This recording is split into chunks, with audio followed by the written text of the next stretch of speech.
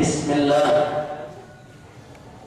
walhamdulillah wala hawla wala quwwata illa billah.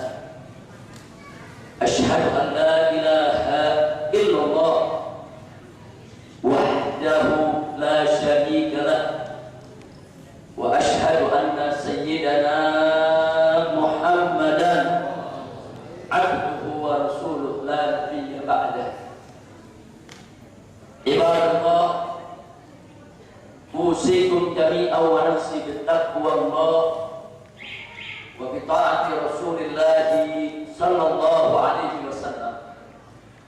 Wa nasallallahu subhanahu wa ta'ala an yahdiyana ila siratil mustaqim wa yaj'alana minal muttaqin wa yudkhilana jannatahu jannatan na'im bihaqqi sayyidil mursalin walhamdulillahi rabbil alamin.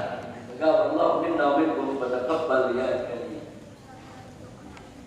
Kepada para alim ulama, para kiai, para guru, para asatidzah yang sama kita cintai dan semoga senantiasa diberkahi Allah Subhanahu wa taala, diberikan kemenangan dalam setiap langkah perjuangan dakwahnya, diberikan kebahagiaan dari dunia hingga akhiratnya. Amin ya rabbal alamin. Dan tidak lupa salam penghormatan ini kita sampaikan kepada segera umarat kita, aparatur pemerintah sipil, TNI maupun Polri-nya. Semoga mereka semua senantiasa mendapat limpahan taufik dan hidayah sehingga mereka tampil sebagai pemimpin-pemimpin yang beriman dan bertakwa kepada Allah, yang cinta kepada rakyat dan negerinya, serta membawa segenap rakyatnya ke jalan Allah Subhanahu wa taala untuk meraih kebahagiaan dari dunia hingga akhirat. Amin ya rabbal alamin. Dan secara khusus salam penghormatan ini kita sampaikan kepada segenap panitia penyelenggara, mobil khusus dari TKM masjid yang kita cintai ini. Begitu juga semua pihak yang telah ikut membantu, mendukung, menyokong, melancarkan daripada acara tabligh, pengajian sekaligus menyambut datangnya tahun baru Hijriah 1435. Kita doakan semoga semuanya mendapatkan ganjaran yang berlipat ganda dari Allah Subhanahu wa taala. Memudahkan segala urusannya, dilapangkan segala kesempitannya, membahagiakan urusan dunia dan akhiratnya. Amin ya rabbal alamin. Dan akhirnya secara sangat-sangat istimewa, salam penghormatan ini saya sampaikan kepada seluruh kaum bapak, kaum ibu, para pemuda, para pemudi, kaum muslimin dan muslimat rahimakumullah. Duduk di masjid ini, datang ke kampung ini, saya teringat seorang sahabat saya yang baik, sahabat yang saya cinta, sahabat sama-sama satu sekolah, satu kuliah, yaitu almarhum wal maghfurullah Al-Ustaz Al-Haj Iskandar Bahru. Kita doakan semoga beliau yang telah kembali kepada Allah Subhanahu wa taala, segala amal ibadahnya diterima oleh Allah Subhanahu wa taala. Segala dosa dan kesalahannya dimaafkan, diampuni oleh Allah Subhanahu wa taala. Dan ilmu yang ditinggalkannya menjadi ilmu yang manfaat yang diamalkan oleh para muridnya, yang akan terus mengalirkan pahala ke alam barzakh, alam kuburnya. Dan semoga beliau dijaga oleh Allah daripada azab kubur dan azab akhirat, dan diberikan oleh Allah Subhanahu wa taala nikmat kubur dan nikmatul akhirah, dan dijadikan kuburnya sebagai raudhatan min riyadil jannah, menjadi salah satu taman surga. Allah berikan cahaya yang menerangi kuburnya hingga yaumil qiyamah, dan dimasukkan ke dalam surganya Allah Subhanahu wa taala. Ala hadhihi niyyah bisirril Fatihah.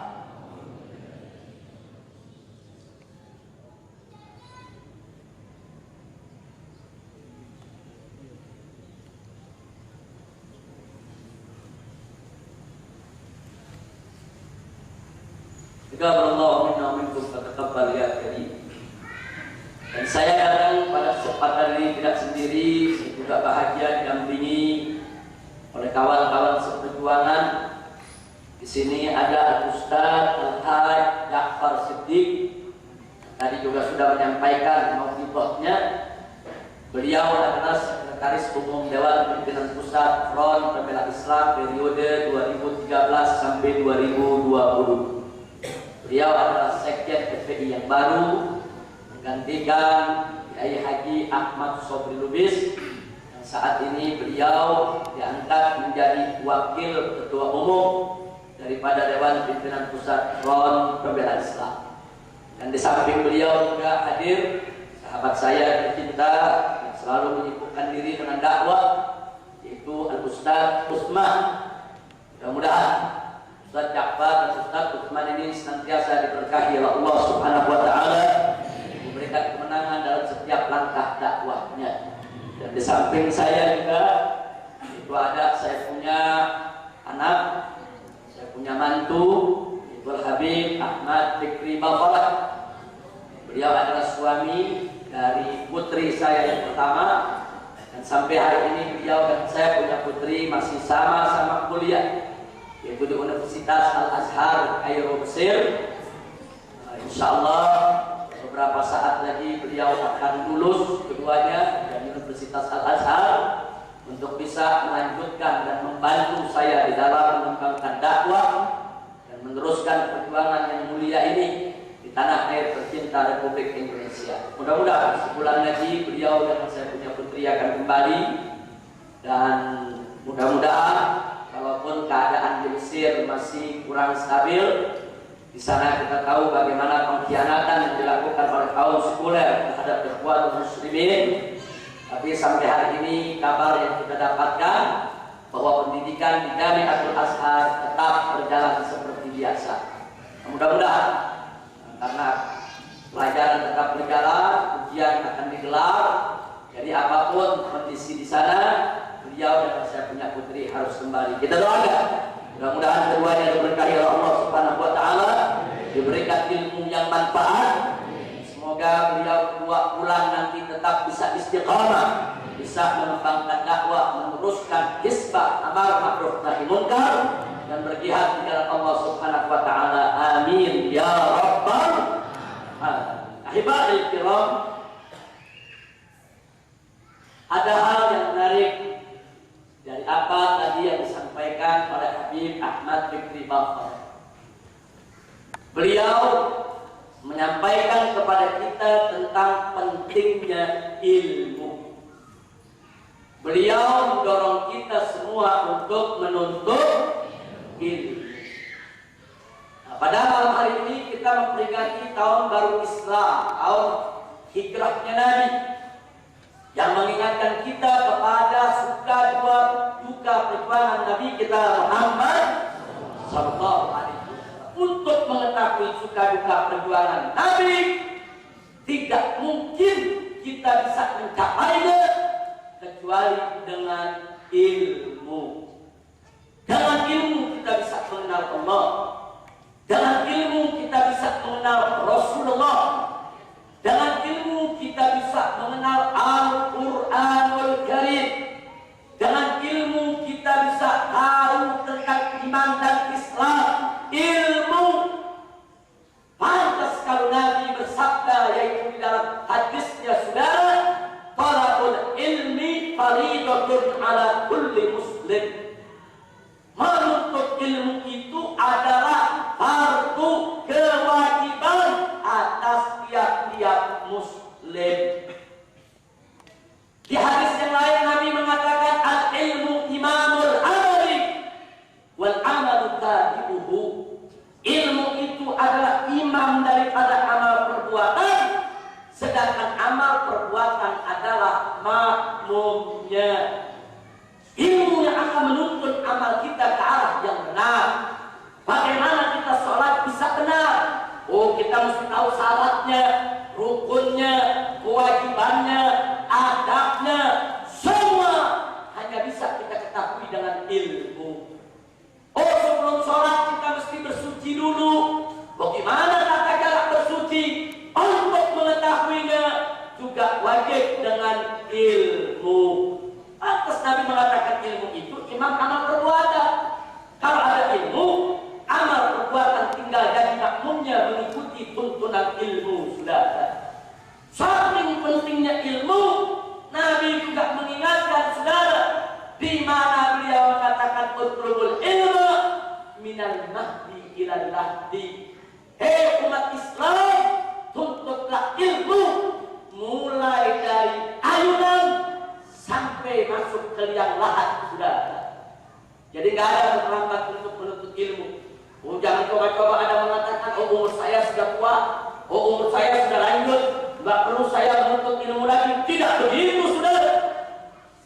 Perlu kita ketahui bahwa Nabi kita diangkat menjadi Rasul tatkala beliau berusia 40 tahun. Dan sahabat beliau tercinta Sayyidina Abu Bakar Siddiq radhiyallahu taala anhu kurang lebih usianya sama dengan Nabi, saudara, ketika itu sebaya. Karena Sayyidina Abu Bakar Siddiq radhiyallahu taala anhu sahabat Nabi semenjak kecil.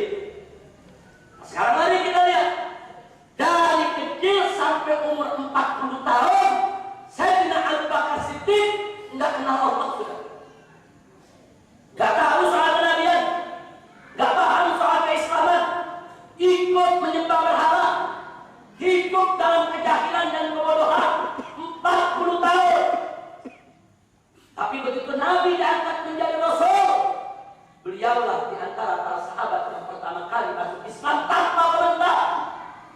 Begitu Nabi ceritakan soal wahyu, begitu Nabi ajak masuk Islam, beliau langsung masuk Islam.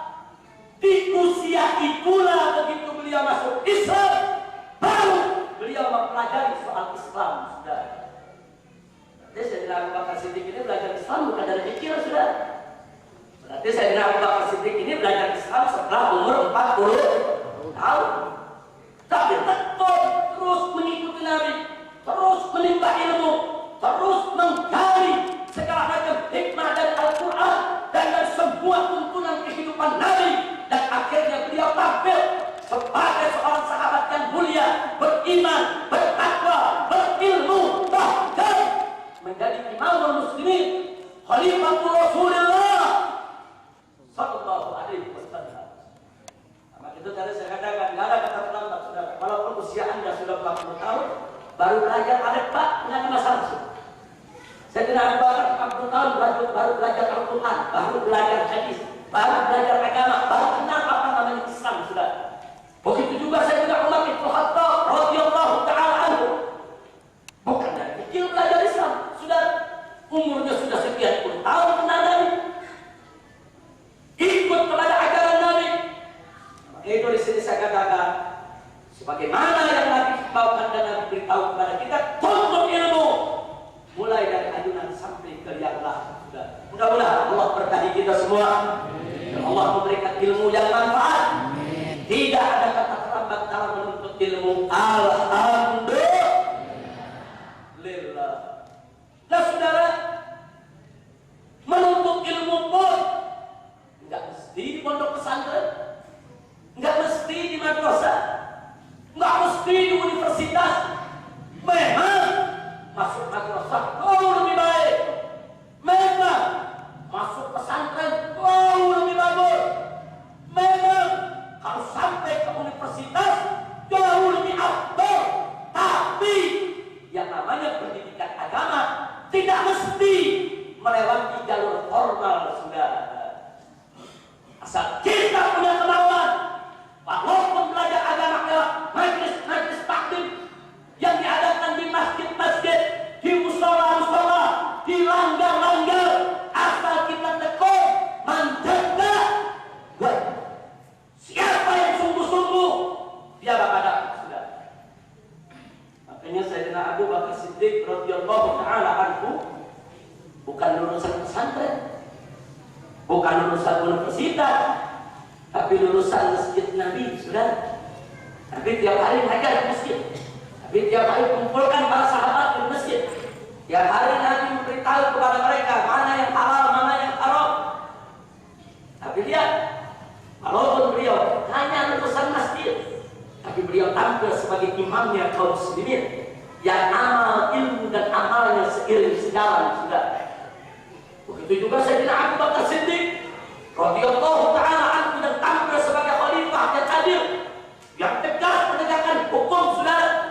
Beliau menjadi kepala negara dan beliau juga yang memberikan fatwa sebagai ulama untuk rakyatnya sudah. Dasar lulusan mana dia? Bukan lulusan pesantren, bukan lulusan universitas, lulusan tasbih Nabi sudah.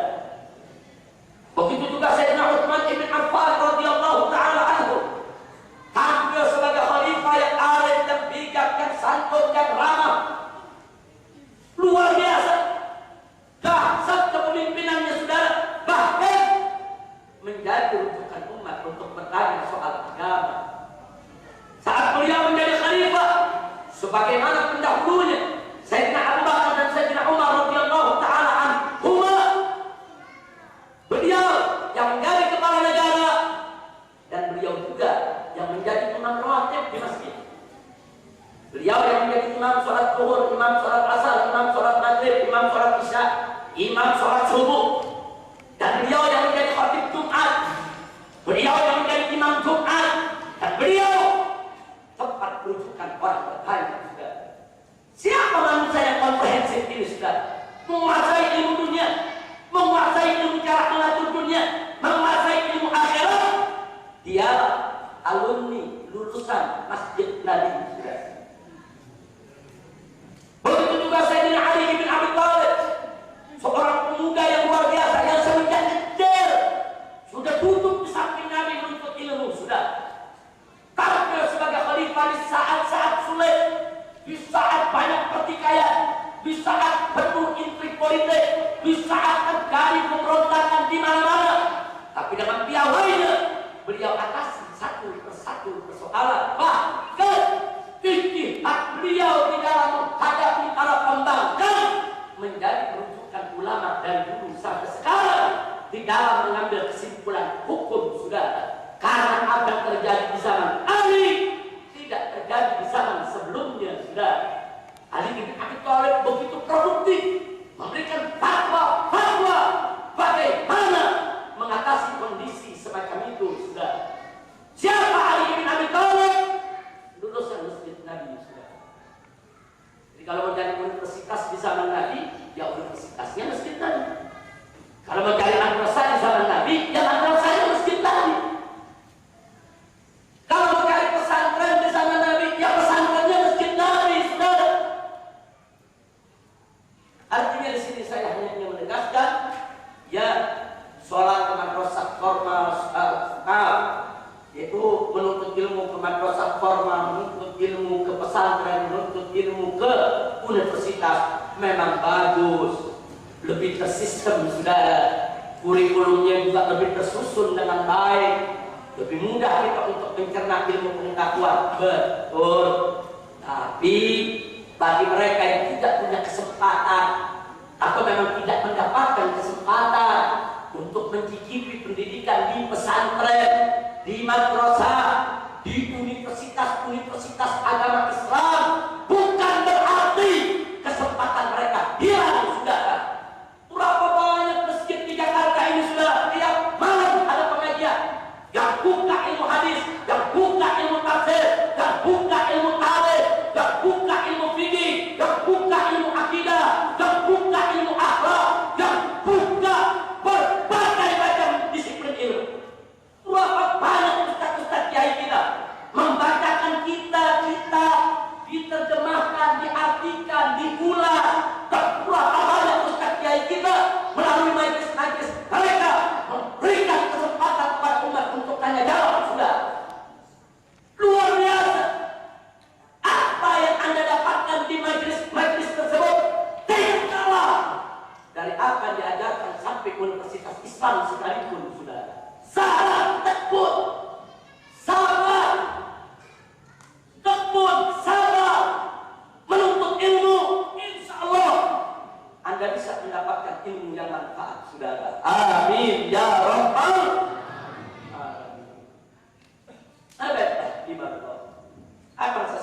barusan hanya ingin mencabut supaya kita sama-sama mau menghargai ilmu dan siap untuk menuntut ilmu, insya Allah. Tapi ingat pesan Al-Imam Asy-Syafi'i rahimahullah ta'ala wa arda.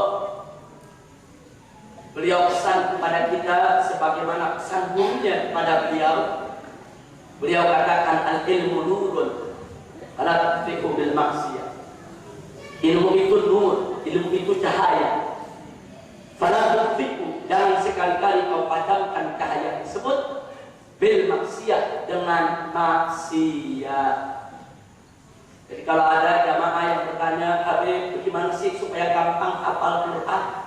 Jawabnya satu, jangan maksiat. Bagaimana sih supaya mudah menghafal hadis? Jawabnya sama, jangan maksiat. Bagaimana sih supaya belajar tafsir, belajar hadis itu mudah pahamnya? Jawabnya sama, jangan maksiat. Bagaimana sih mempelajari sejarah itu biar kita paham, ngerti, tahu, hafal? Jawabnya sama, jangan maksiat. Bagaimana sih belajar bahasa Arab ini supaya cepat bisa, supaya bisa paham Al-Quran dan hadis? Karena Al-Quran dan hadis itu kan dengan bahasa Arab. Jawabnya jangan maksiat. Titik, jangan maksiat. Kiat-kiat yang lainnya itu kiat-kiat sekunder, saudara. Kiat yang primer, yang utama, mau dapat ilmu dengan mudah, stop segala untuk maksiat, sudah.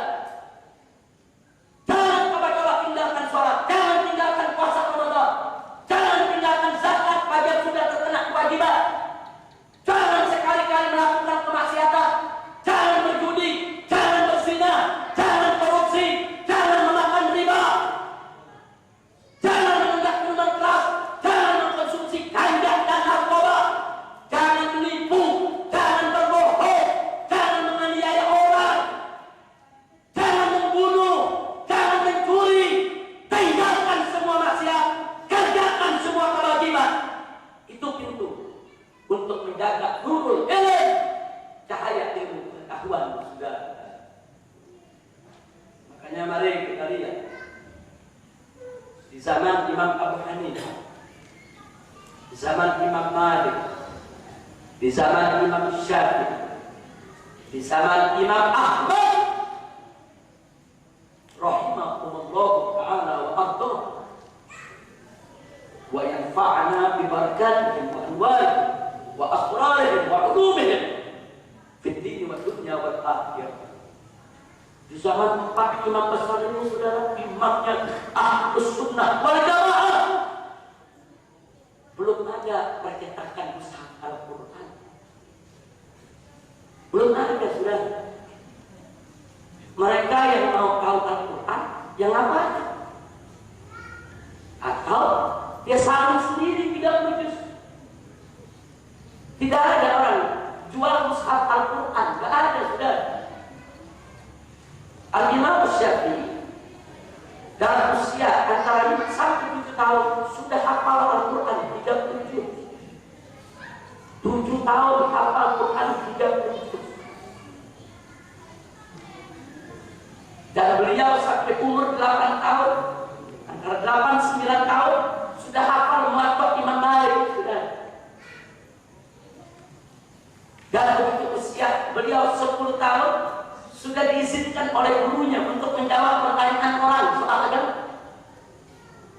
Dan begitu usia beliau 15 tahun, beliau sudah diajak, sudah diizinkan untuk mengeluarkan fatwa, sudah. Subhanallah. Umur 7 tahun hafal Al-Quran Al-Karim 30 juz. Saya tanya, bagus tidak? Takjub tidak? Heran tidak? Saya lebih heran orang kita di Indonesia 70 tahun belum bisa baca. Ini 7 tahun hafal Quran, kita heran. Heran mana-mana sama 70 tahun belum bisa baca.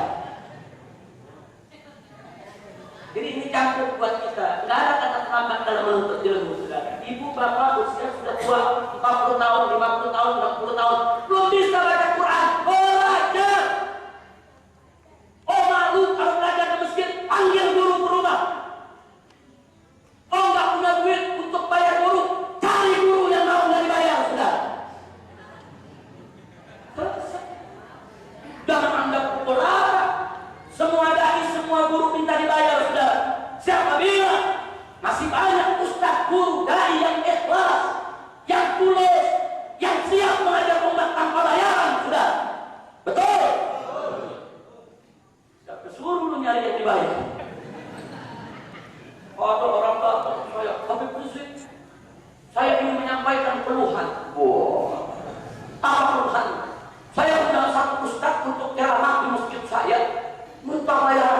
25 juta.